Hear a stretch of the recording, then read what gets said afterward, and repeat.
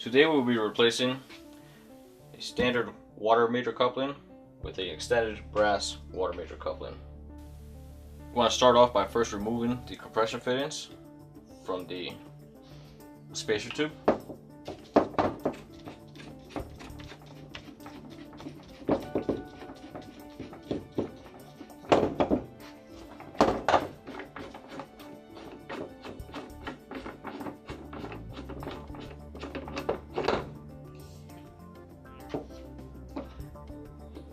Remember to not lose your rubber washers.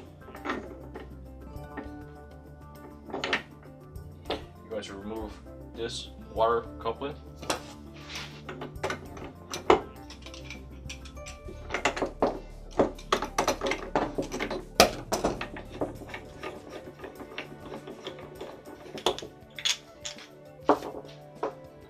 And replace it with the extended water coupling.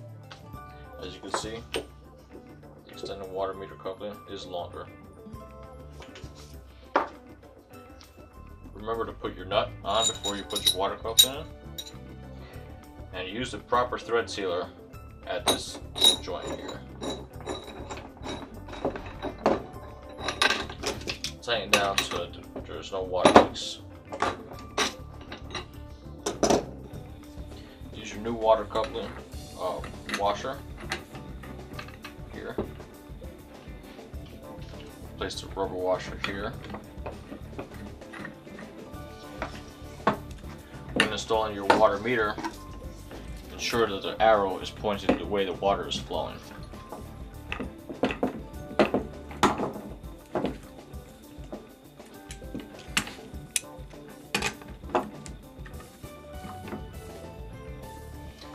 There you have the extended water coupling